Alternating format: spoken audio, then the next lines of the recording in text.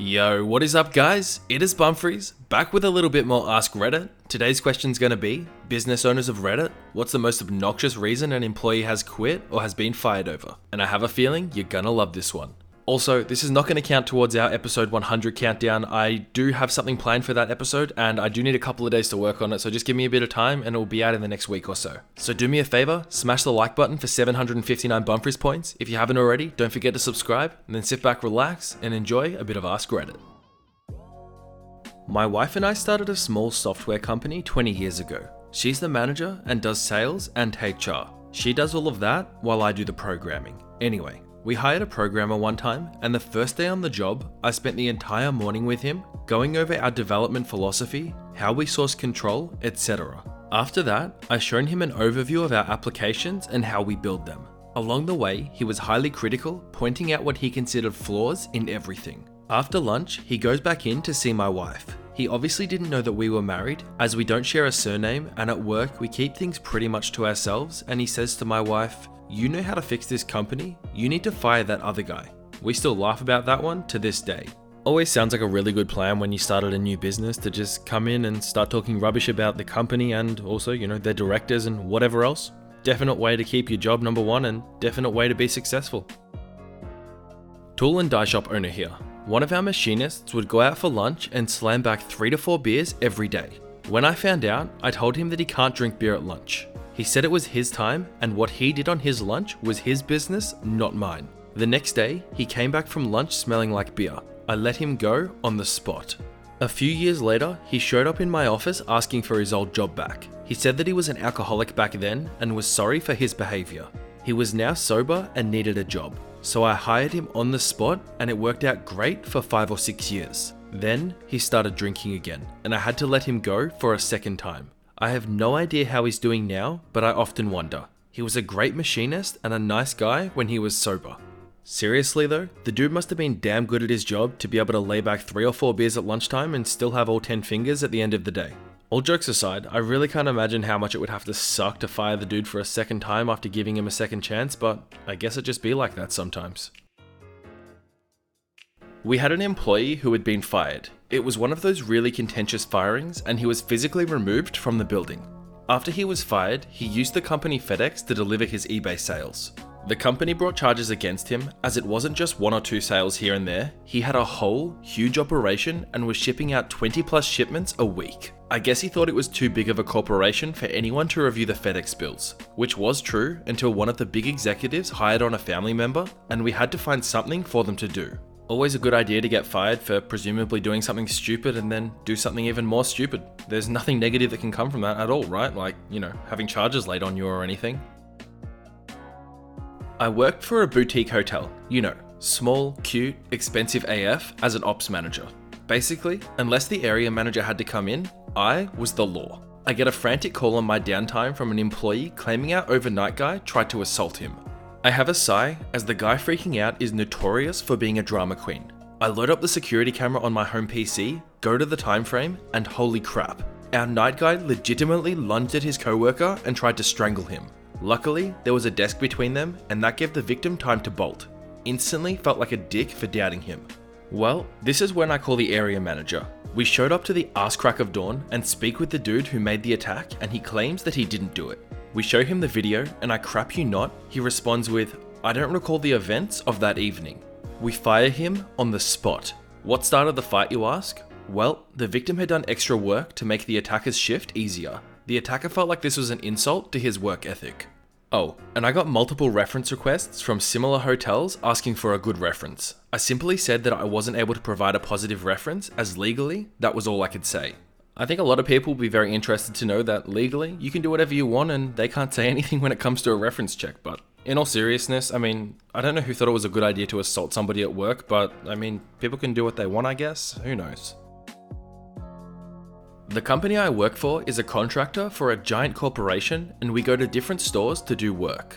This new guy we hired seemed normal at first, but it turned out that he was a complete effing idiot. So one day, he goes on site with one of the senior employees to shadow him. This genius thought that because we did work for the giant corporation, we could just eat anything off the shelves and from the refrigerators for free. Well, the employees saw him doing this and was like, WTF, what are you doing? You need to pay for that. And then the manager comes. This guy then started fighting with the manager, then got in his car and drove off. Needless to say, his ass was fired the next day. Man, I remember working in an environment where you had the opportunity to kind of like take food and that sort of thing, and we weren't given a single dime by our company. I think it took like 6 months for them to even bring in a policy where you would get 50% off if you were on shift, but nothing otherwise. I mean, I don't know. This is like an entitled parents, but a workers version of it. They think they're entitled to stealing food. Who knows? Not my business, but my dad's. He hired people who predominantly had criminal records, and literally all they had to do was inspect rental cars for damage as the cars left the lot and keep their noses clean. You could do pretty much anything you wanted in your downtime with no complaints from my dad, as long as he didn't get any complaints from the owners of the car lot. One day, one of the supervisors for the car lot that I worked for walks out and asks me for my dad's number. The supervisor had caught a guy stealing gas from the property, and he even had a security camera footage of it happening. The dude was instantly fired.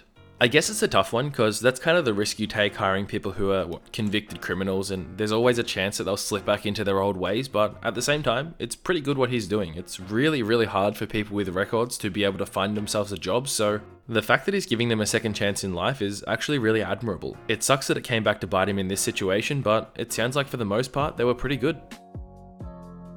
I used to manage a store in the mall. One of my employees, I'm pretty sure, was cheating on her husband with a mall security guard. I would come by on my days off and he'd scurry out in a fluster. I never mentioned it, but the guy was coming by all the time to the point that it was keeping her from doing her job. Finally, we had a work meeting and I said in a very non-accusatory way something like this. I know it gets slow in here during the week and I'm guilty of it myself, but from now on, I need everyone to keep personal visits to a minimum or during your lunch break. She stands up and starts screaming at me. How dare I accuse her? I'm a bitch, and she quits. She continued to call me and leave me harassing voicemails for a while too. I feel like the only reason that I would have acted anything like that is if I was doing a little bit more than having a personal visit from the mall security guard, but I wasn't there, so what do I know? I just make commentary over, people's stupidity. We hired a new girl for the local pharmacy that I managed. Very sweet and hardworking, and had prior experience at another major pharmacy chain. We had our own build of a common pharmacy software, and it took a day to train her on how the system worked, and another day to train her on how our company's processes worked. She paid great attention to the first day and knew her ins and outs of the software, but then checked out on the second day because she already knew how pharmacy processes worked since she's worked in one before. The problem was, ours didn't follow the same protocol or procedure. We had no storefront as we were purely delivery only. These deliveries needed to be scheduled in a specific order and as effectively as possible. The difference was, compared to retail chains, where they would just fill drug 1 on Monday, drug 2 on Wednesday, and drug 3 on Thursday, so you have to come in 3 different times. We could not drill this into her head, no matter how many times we tried. She was retrained by me twice and by 2 other colleagues because we thought maybe a different training mindset would be beneficial. The day I had to fire her, she had an appointment that night to take her sick cat to the vet to get put down. I felt like the biggest a-hole in the world and wanted to cry with her, but I also felt like I gave her so many chances and she kept coming back to, we always did it this way at the other place. As a manager, I swear this is one of the most difficult things you ever have to deal with. People that are just so stuck in their old ways that they won't listen and they won't adapt to any type of change whatsoever. I guess for me, it was just persistence, because otherwise you were just going to drive yourself absolutely insane.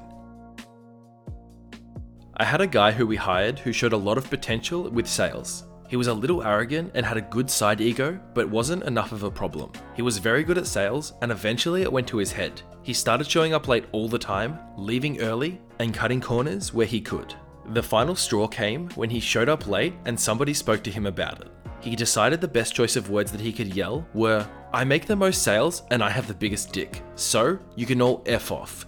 He was fired on the spot. Although, the customers did think it was pretty funny.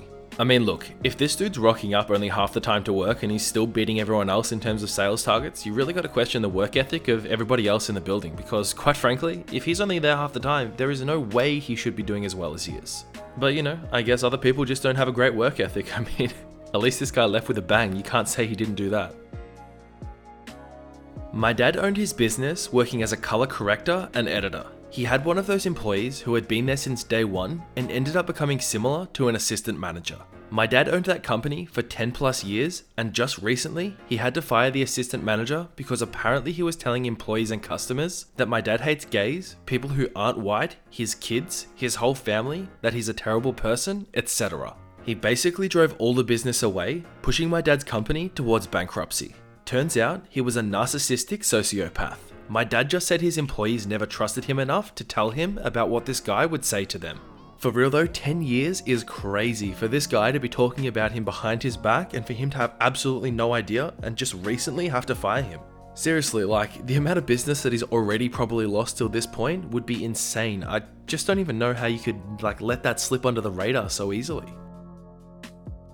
I don't own a business, but I work on employee claims and lawsuits. I've told this story on here before.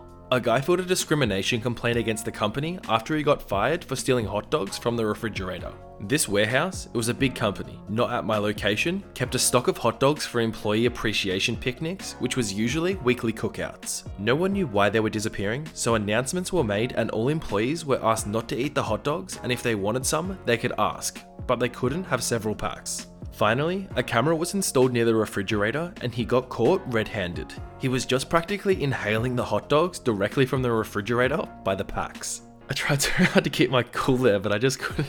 Who eats hot dogs directly from the pack? Like, I don't even know. Let's continue. After he was fired, he filed a discrimination claim on the basis of disability due to his weight. I sent the response with a video of him eating the hot dogs. Also, he couldn't prove that his weight was a disability under the ADA, and a weight is not a protected class. As you can imagine, we won that claim. You know, I don't usually just completely lose my cool when reading these out. I usually try and like distance myself from what's actually being read in the story just to try and, you know, make it as professional as possible. But just the thought of this fat dude just sitting there, literally inhaling hot dogs, like raw from a fridge, just made me lose it. I don't even know what else to say. Like, just picture that. Like, I wish I could like put a visual representation on the screen, but just try your best to picture how funny that would be. Had a guy on a location fake an injury. Now, mind you, he did injure himself severely accidentally, but that wasn't his plan. His plan had been to fake a minor injury and get put on workers' comp. The problem was, he completely screwed up how to do it and ended up hurting himself severely. You ask, how do you know he was trying to fake injure himself? Well, that's very easy to explain. We had a 20-minute tape of him hiding behind one of the trucks on the worksite practicing his fall. Then a written confession from his friends saying that he'd been planning to do it since the day we hired him. You know what's never a good plan? Getting hit by a truck. Even if it's just to fake something, it's just not a good plan. I can't imagine ever thinking, today's the day that I'm gonna jump in front of a truck. Like, you just don't make any sense. Alright everyone, that is that for today's episode of Ask Reddit. I just want to start off by saying thank you so much for watching and I hope you enjoyed the video. Now, episode 100. I know so many of you guys have given so many suggestions and I'm pretty much just going to do what you said. I'm going to make a really long episode of one of two things. It's either just going to be entitled parents or it's going to be a whole bunch of different subreddits. So, you know, maybe like nuclear revenge, pro revenge, entitled parents, choosing beggars. If there's a good enough question, I may even throw an Ask Reddit in there. I'm not entirely sure, but that's my two options and I'm not 100% sure which path I'll go down right now. But that's how it's going to look and it probably won't be for a week or so. I'll probably just throw in some random videos here and there in the meantime, but that's definitely coming soon. But otherwise, just wanted you guys to know what was up with that. It's going to take me a while. That's the point I'm trying to get to, because it will be at least half an hour, potentially an hour, but you guys will see when it comes out. Otherwise though, I am going to let that wrap things up for today's episode of Ask Reddit. I just want to say again, thank you so much for watching. I love every single one of you. You are all the most amazing people in the world for watching my videos every single day. And yeah, I hope you're all having the best day of your life, and I will see you guys probably tomorrow for an episode of Entitled Parents, but maybe the next day, so just keep an eye out for that. Bye.